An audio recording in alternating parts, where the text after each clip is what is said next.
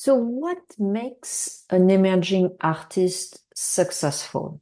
So as I spend more and more time with successful emerging artists like Melanie Authier or Luca Soldovieri, and also galleries like Olga Korper Gallery, but also communities like the Aga Khan Museum, I've begun to notice a pattern, and again, from the outside in. And I want to explain a bit more what is these patterns that I'm seeing among financially successful emerging artists. These are not rules, they're not formulas, they're not guarantees. You see plenty of artists that check all these boxes and they still struggle to break through. And you see other artists that are actually defy all logic and are very successful. So, as always, whether it's in art or in business, timing, luck, pre-existing favorable conditions, all of that play an outsized role in success. Markets move, tests shift, gatekeepers rotate, sometimes just the right work, meeting the right eyes at the right time makes all the difference. But despite all that randomness, there are still recurring behaviors, I would say signal almost, that tend to really cluster around those who are making it financially, which is not an easy thing to do as an artist. So the first thing I would say is that they're deeply committed. And being a working artist, and what I mean by working artist is, well, the way you're making your living professionally is as an artist is a very long and, very often, let's be honest, difficult game. But for collectors, they're not just buying one piece, they are underwriting a career.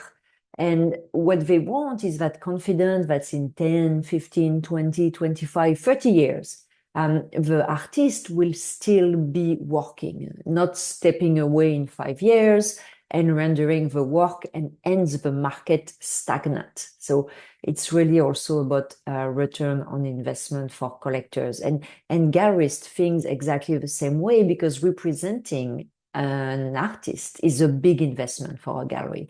And like any investor, they are looking for durability, not flashes in the pan. So this idea of being deeply committed and, committing to your art practice and communicating around that is really a very important factor for success.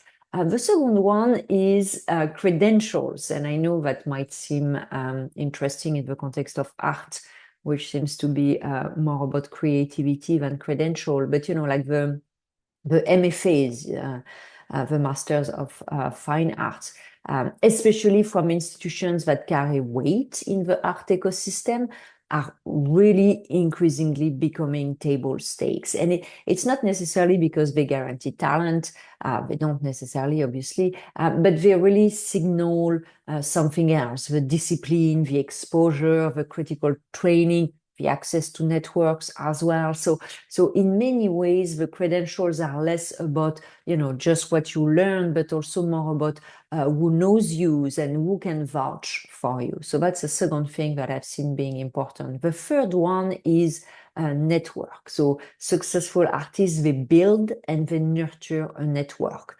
Artists, other artists, collectors, galleries, curators, academics. Again, financially successful emerging artists, they really understand that, it takes a village, and they invest their time and energy accordingly. So they show up, they follow up, they stay in touch. They really understand that relationships compound over time, much like capital, and that is the same than any other industry. Another thing that I thought was quite surprising is that actually these artists are very articulate. So that myth of the silent, reclusive artist is really just that, a myth. Today, communication skills are not optional. They're really core for an artist. They are expected to speak about their work, about their process, about their influences. They're expected to engage with collectors, to go on panels, to do media, and increasingly actually to communicate with their own audiences directly. So in a very crowded market, being able to express why your work matters is often as important as the work itself. Another factor is they have a signature. So there is something, I would say, unmistakable about their work, whether it comes from the process, the background, the technique, the perspective. Their pieces are really recognizable. They're distinct, really ownable. And in financial terms, you can look at it as brand equity. So, and brand equity, whether it's in art or it's in business, it's really what sustains the pricing power over time. So that is very important, that signature. They're also very good at storytelling. So they're not just creating, they're really contextualizing their art. So what inspired the work? How has their process evolved? How does it connect to their personal journey or to the culture or societal trends? So again, the story doesn't replace the art, but it really amplifies it, and it gives a collector an entry point and often, you know, a reason to care. Another thing that I find is very I would say understated is that successful artists, and again, I say financially successful emerging artists, are very business minded. So they don't treat the business side of art as an inconvenience. I would say quite the opposite. If a sponsor requires specific colors in the piece they ordered, well, the artist is happy to exploit.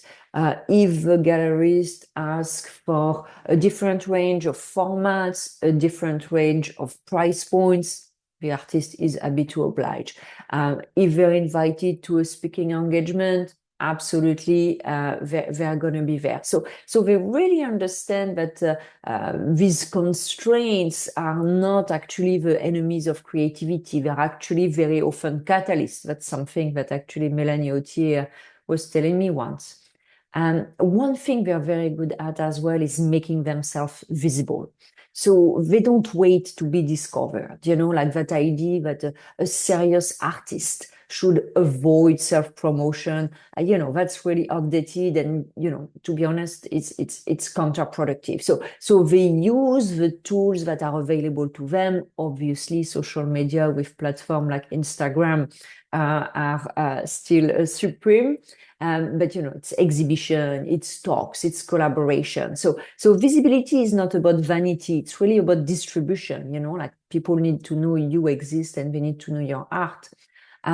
In the same vein, they also take ownership of their trajectory. And what I mean by that is that, yes, they may have gallery representation, but they don't outsource their destiny. They're actively engaging in building their market. Again, networking, storytelling, visibility, direct relationship with collectors. They behave less like represented artists and more like founders of their own creative enterprise. So a lot of proactivity. One thing we don't talk about a lot is also the fact that these successful artists are friendly and dynamic. And that's sometimes the truth we tend to overlook, is that collectors are people, curators are people, gallerists are people, and people prefer to do business with people they like. So, you know, a strong personality, warm, engaging, dynamic, really that goes a long way, you know, like, again, not instead of talent, but alongside it. So in a word, if you want to summarize what I just mentioned, they're professionals. So if you really strip it all down, they behave like professionals, but in the world of art. So they don't just create, they build, they position, they communicate, they adapt, they endure. So again, the talent that will open the door. But the professionalism, it's really what will keep it open. So thank you so much for being here. I hope you learn interesting things. I hope you enjoy the podcast. If you did, please like it, subscribe. So I speak every week. And again, my name is Vickie Vainionpää. I think I didn't mention it yet. And it's a delight to be with you every week. Thank you for being here.